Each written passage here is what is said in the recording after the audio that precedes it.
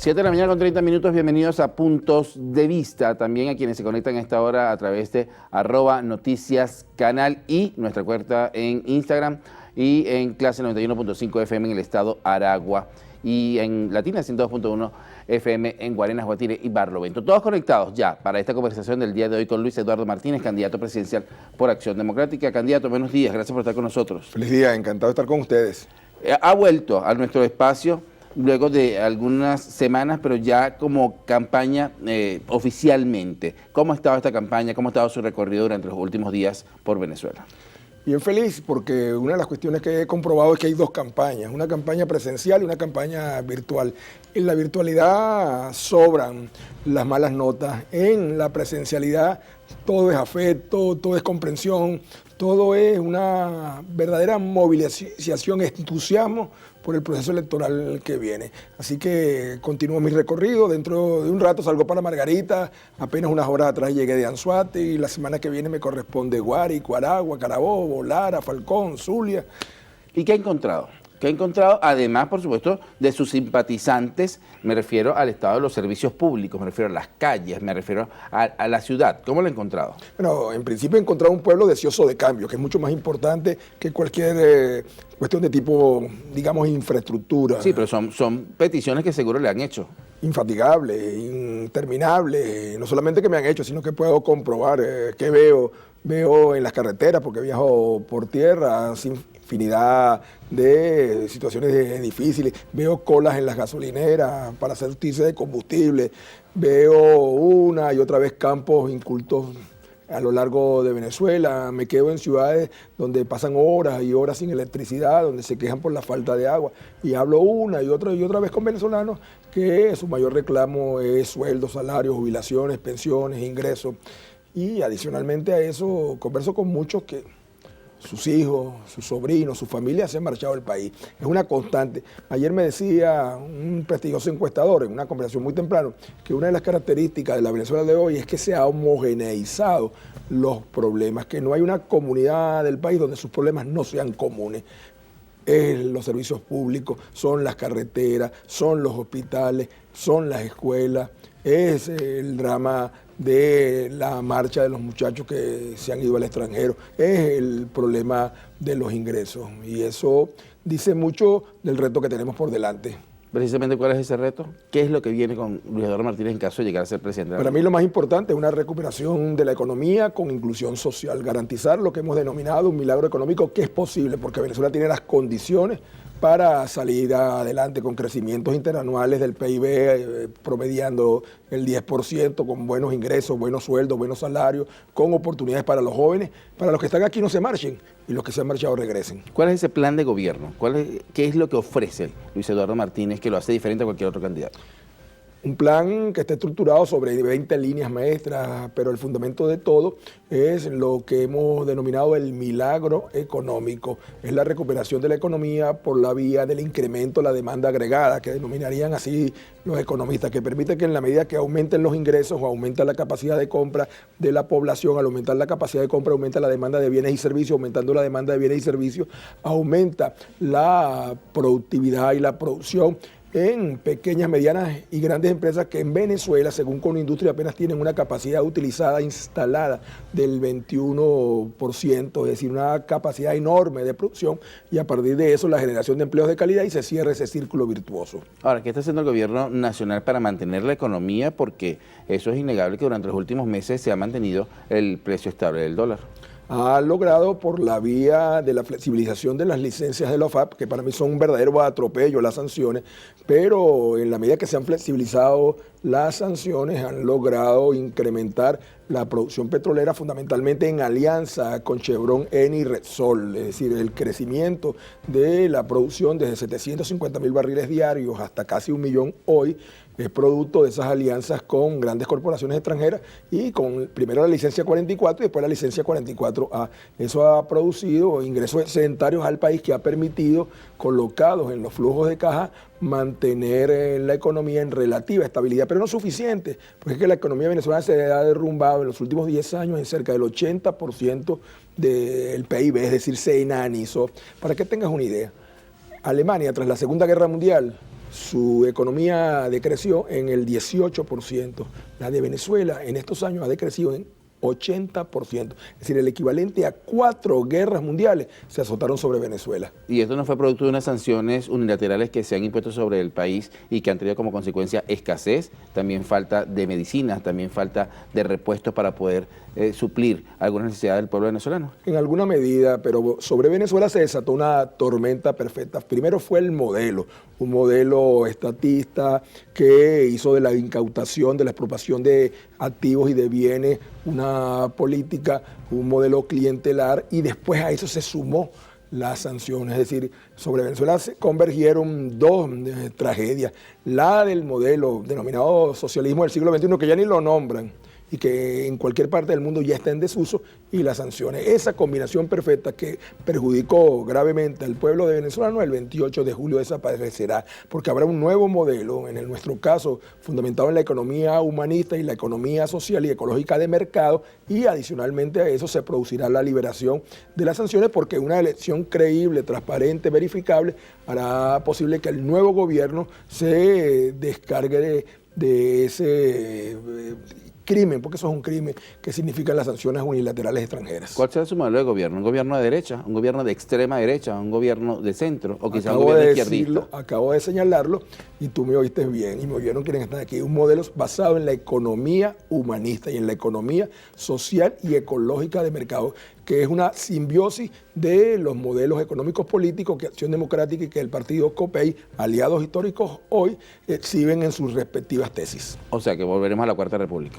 Volveremos a una Cuarta República mejorada. En la Cuarta República, donde tú tenías un salario decente, donde los muchachos que me están oyendo tenían un sueldo decente, donde los muchachos no se iban del país, donde los servicios públicos funcionaban, donde el metro funcionaba, donde existía el plan de becas Gran Mariscal de Ayacucho. Que sigue existiendo. Yo me formé en una Cuarta República, pero el plan Vuelta a la Patria también existe. Sí, pero también existen los colegios Fe y Alegría en el que yo estudié y se los colegios Fe y Alegría son una iniciativa de la iglesia y también tú lo sabes, claro, que no ha recibido durante muchos años algún subsidio y que en los últimos años ha tenido una caída completa, donde los maestros ganaban salarios decentes, donde mi mamá, que era secretaria, pudo criar a sus muchachos, mandarlos para los colegios, mandarlos para la universidad, donde las universidades tenían miles y miles y miles de estudiantes. ¿Tú sabes cuántos estudiantes se han marchado de las universidades venezolanas en los últimos 2 años? ¿Cuánto?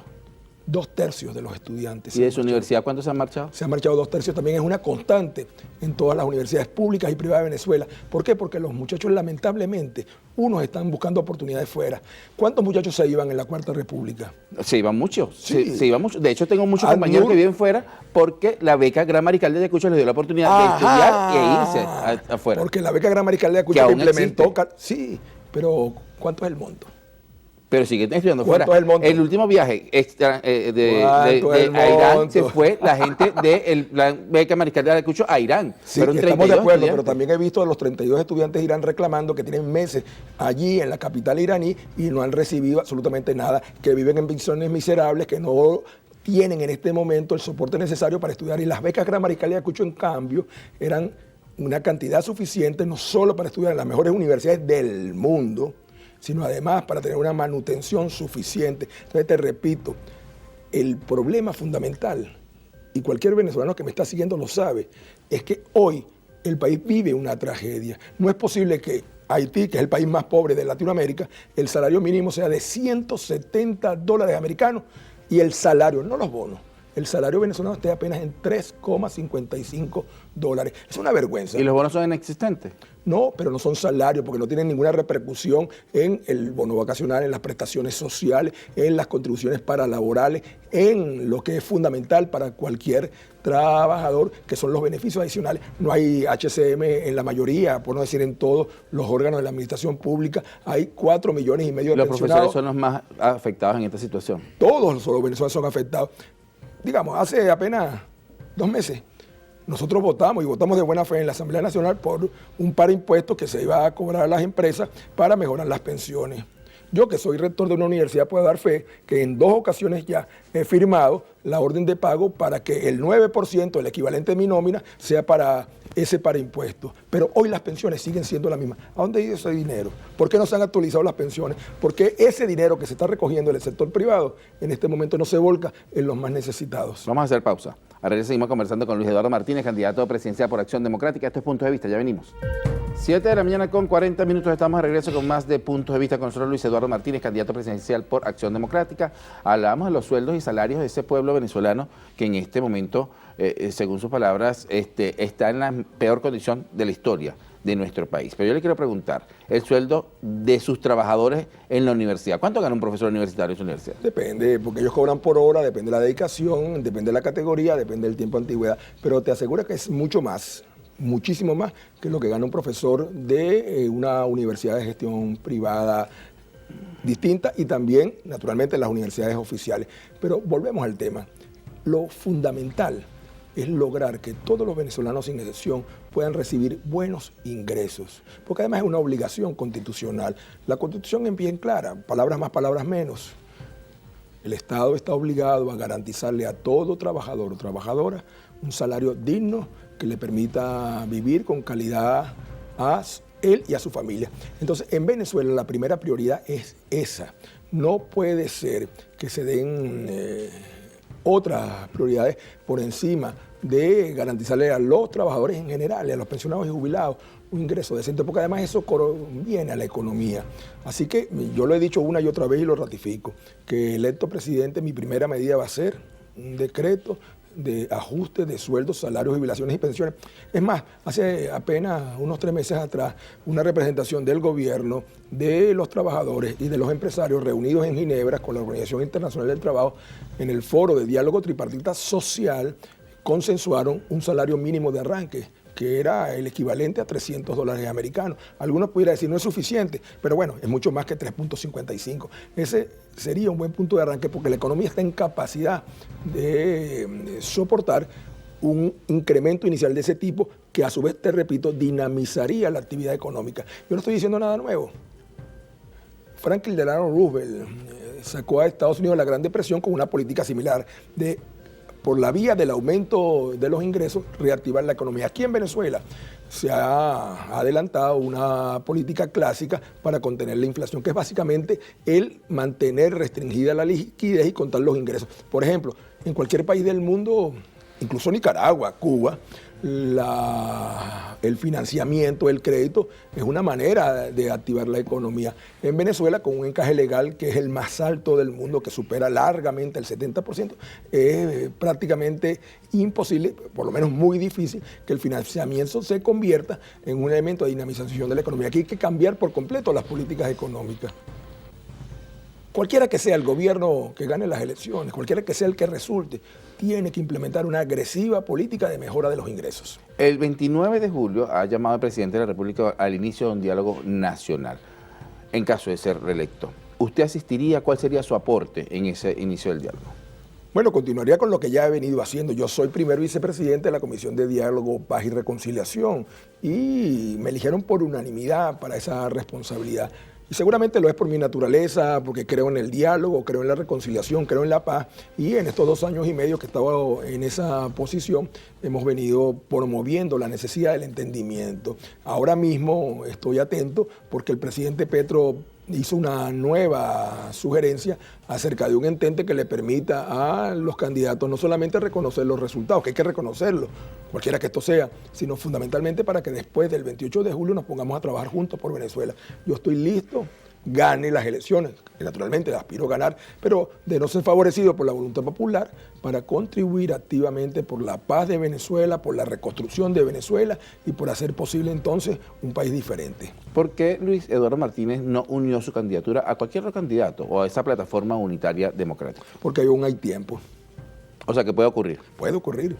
Puede ocurrir que varios candidatos de los que aún participamos concurramos juntos a las elecciones presidenciales. Hasta el 18 de julio hay oportunidad para que se produzcan adhesiones de un candidato a otro.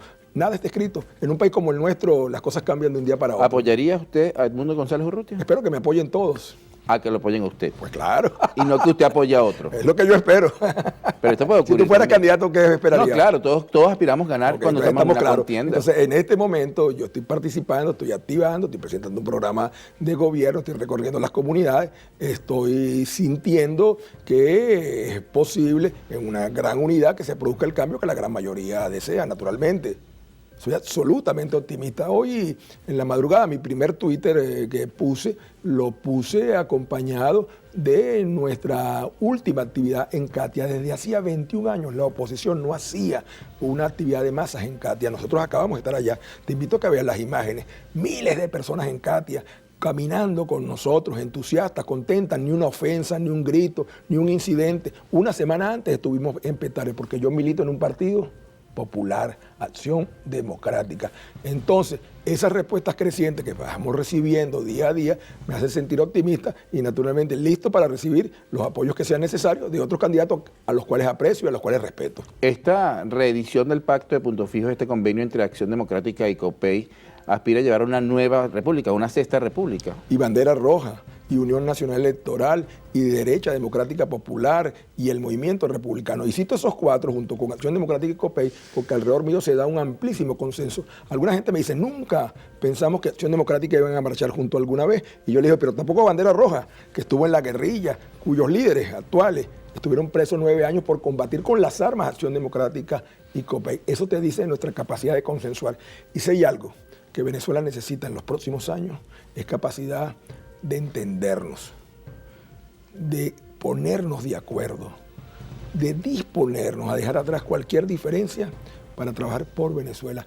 El mayor daño que se le ha hecho al país en los últimos años es la promoción del enfrentamiento, de la confrontación, de los odios. Con peleas, Venezuela no va a salir adelante. A partir del 29 de julio hay que hacer un gran esfuerzo de unidad nacional. Si yo fuera presidente, convocaría un gobierno de unidad nacional con todos los sectores de la vida nacional, no solamente los políticos, sino también con emprendedores, empresarios, representantes de las academias, de las iglesias, de todos los sectores de la vida nacional, porque el país es mucho más que los partidos políticos. ¿Cuál es ese estado del país que usted ha visitado que dice que tiene está con mayor deficiencia o está más deprimido que cualquier otro? Yo diría que los estados andinos, es bien dramático la situación de Trujillo, Táchira y Mérida. Los he recorrido por muchos días y es una situación bien difícil, especialmente con los servicios públicos.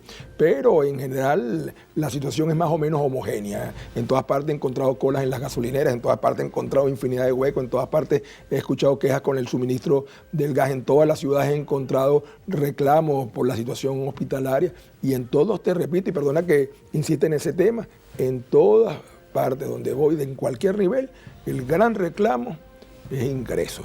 La gente merece ganar más para vivir mejor. ¿Y cómo hacerlo? Lo hemos dicho ya. En nuestro caso, mi primer decreto va a ser el aumento de sueldos, salarios. Sí, pero eso es un decreto que va en un papel. ¿Cómo hacerlo no va en un papel. En práctica. Eso está obligado el Estado venezolano a garantizarle a 5.500.000 trabajadores ese incremento de inmediato. Está obligado el Estado venezolano por ese decreto a garantizarle a 4,5 millones de pensionados ese incremento. Y ya estamos hablando de 11 millones. ¿Y tiene los recursos del Estado venezolano para eso? Sí, sí los tiene. ¿Cómo lo sabe? ¿De qué manera usted puede decir que el Estado venezolano los tiene? Por favor. ¿Tú crees que yo voy a hacer una afirmación si no tengo la seguridad? Te voy a decir claro, dónde sale. Quizá la persona que usted la puede tener, pero la persona Lo no. primero que va a salir es el presupuesto nacional 2024, que fue estimado con unos ingresos calculados en base a 750.000 barriles diarios de petróleo. Hoy está en 1 millón de barriles diarios de petróleo, según dijo el propio presidente de la República, pero también lo ratifica la OPEP. Si yo tengo 250.000 barriles diarios de petróleo adicional, significa un ingreso adicional. Esos 250.000 barriles diarios de petróleo, que yo multiplico por 70, por 80, por 90, por 60 dólares, que es el precio promedio dependiendo el día de un barril de petróleo, entonces me da un dinero adicional. Ese dinero adicional, yo, presidente de la República, lo destinaría solo a sueldos, salarios, jubilaciones y pensiones. Con una simple modificación del presupuesto de la Nación 2024 es posible recursos adicionales. Segundo, el presidente que resulte electo va a tener la legitimidad suficiente para reclamar el levantamiento inmediato de las sanciones y además de eso, la liberación de cuantiosos recursos que están retenidos en el extranjero. 2.549 millones de dólares de oro en Inglaterra, 1.000 millones de dólares en Novoban de Portugal, 1.000 millones de dólares en el Citibank, 5.000 millones de dólares en derechos especiales de giro del Fondo Monetario Internacional. Entonces, fíjate cómo va saliendo dinero. Eso sin contar, para... Que fueron sanciones impuestas por el sector Sí, de oposición que solicitaron en su pero- momento y que han afectado. Y lo hemos esto. rechazado. Vamos a hacer pausa. Pero eso sin contar los 60.000 millones de dólares que según, y ahorita podemos repasarlo, los propios voceros gubernamentales se han robado, pillado, burlado. 4 presidentes de PDVSA, del presidente Chávez y del presidente Nicolás Maduro. Vamos a hablar de eso al regreso de la pausa. Amigos, con nosotros Luis Eduardo Martínez, candidato presidencial por Acción Democrática. Ya venimos.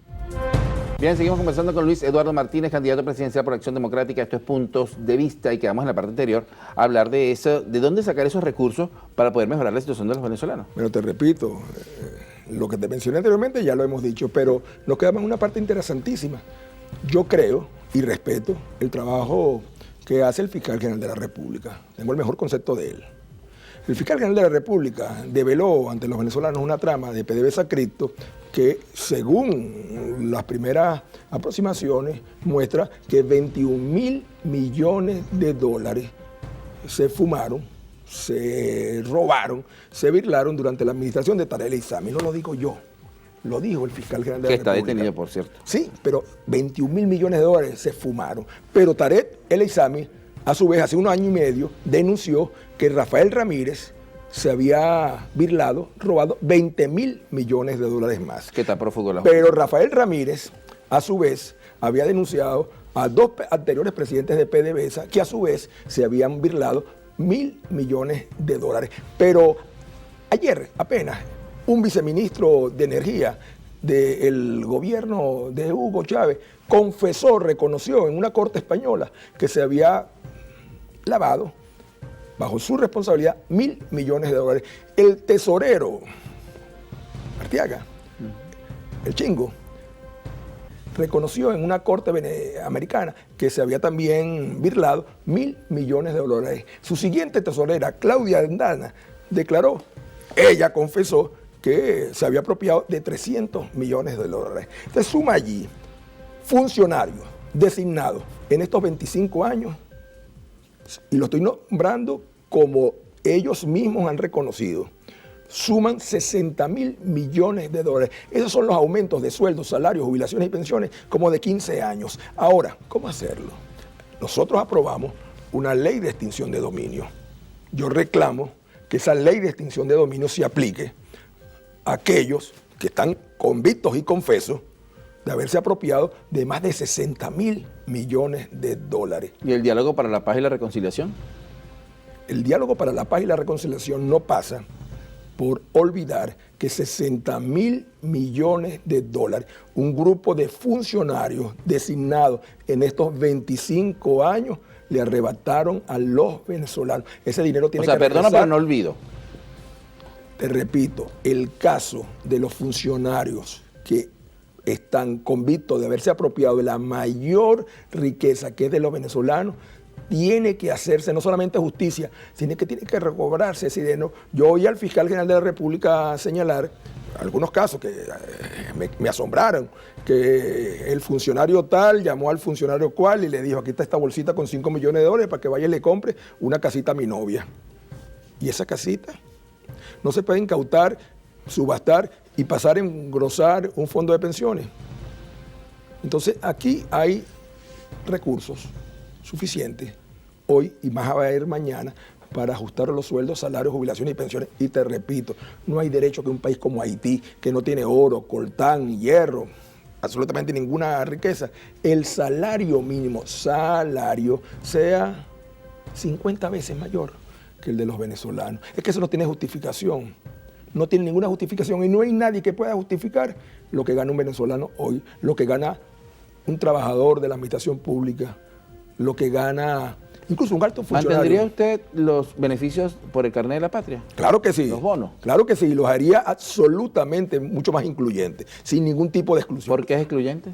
Porque en muchas ocasiones los beneficios sociales y especialmente las misiones se han estado utilizando como un mecanismo de control social. No puede haber ningún tipo de excepción. Todo aquel venezolano que necesite el apoyo del Estado tiene que recibirlo. No importa dónde milite, no puede ser excepcional cualquier tipo de apoyo. Las misiones son positivas, pero te repito, hay que garantizar que lleguen a todos. Yo, por ejemplo, he escuchado una y otra vez en los barrios que hay líderes comunales a los cuales se les paga por la bombona de gas y pasan semanas y meses y no le llega la bombona al beneficiario. Yo he oído a muchísima gente decir que pagan por adelantado la bolsa CLAP y tampoco le llega. Entonces eso hay que corregirlo. Lo importante es que los beneficios lleguen a todos, no importa que sean ADECO, Copellano, del PSUV, no importa. Hay que ayudar a la gente. Y no es cierto, de cierta manera, ese país o ese gobierno patriarca, ese gobierno donde da todo al pueblo venezolano, que debe también trabajar y ganárselo. La gente tiene que hacer un gran esfuerzo y va a hacerlo, pero necesita para eso apoyo, necesita motivación. Los emprendedores necesitan desprenderse de la burocracia kafkiana que los azota. Aquí hay un Estado pesadísimo. Una de las propuestas que hemos venido haciendo es el garantizar un gobierno electrónico que haga expedito todos los procedimientos. Si tú mañana, emprendedor, quisiera constituir una figura jurídica para solicitar, por ejemplo, crédito, vas a pasar meses intentándolo porque una burocracia pesada que todo lo impide. Si tú, por ejemplo, mañana vas a solicitar un financiamiento para un emprendimiento, y voy a hablar a nivel de emprendedores, pueden pasar semanas y semanas y semanas antes que esas cuestiones sean expeditas. Aquí hay mucho que hacer, pero vuelvo a decirte, hay que hacerlo juntos. Lo más importante que yo quisiera hoy transmitir es la necesidad de que a partir del 29 de julio nos entendamos para construir un mejor país.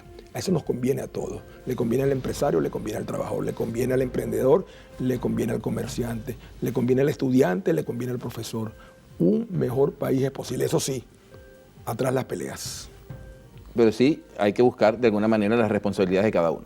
Naturalmente, todo aquel que haya delinquido, y digamos esa palabra, quien tiene que determinar quién delinquió, quién no, los órganos jurisdiccionales tienen que asumir su responsabilidad. Por eso te mencionaba que una parte importante del Tesoro Público ha sido desfalcado en los últimos años, y no lo digo yo, lo ha venido señalando una y otra vez los responsables del área. Ahora, no solamente basta con castigar, también es necesario prevenir. Y si hay una cuestión que tenemos que tener absolutamente claro, es que tenemos que volver a una política de licitaciones públicas transparente, que tenemos que volver al control previo, que tenemos que garantizar que los procedimientos estén claramente establecidos y también... Que no habrá corrupción como en la Cuarta República, que no hubo en ningún momento. No, en Venezuela la corrupción empezó... Los ADECO nunca fueron correctos, nunca fueron corruptos. Mira, Gonzalo Barrio dijo alguna vez, los ADECO son unos robagallinas comparados con lo que hoy está pasando. Esa es la presión. Pero sigue siendo un delito. Sí. Robar gallinas sigue siendo un delito. Todavía, si hubiese algún hecho de esa naturaleza, ahí están los órganos jurisdiccionales. Han pasado 30 años, pero bien pueden hacerlo. Por cierto, también ahí hay una serie de hechos vergonzosos de quienes se han apropiado de bienes venezolanos en el exterior y también andan impunes. Simón Bolívar dijo: la tardanza en la justicia, palabras más, palabras menos, contribuye a la impunidad. Así que yo invito a todos los venezolanos, pero especialmente a aquellos que tenemos responsabilidad, a que a partir del 29 de julio garanticemos la construcción de un país distinto por la vía de entendernos, consensuarnos, dialogar y reconciliarnos. Muchísimas gracias por acompañarnos el día de hoy. Amigo, era Luis Eduardo Martínez, candidato presidencial por Acción Democrática. Nos despedimos de todos, los esperamos el próximo lunes a las 6:30 de la mañana, cuando estaremos nuevamente en Primeras Noticias, y a las 7:30 acá en Puntos de Vista. Feliz fin de semana.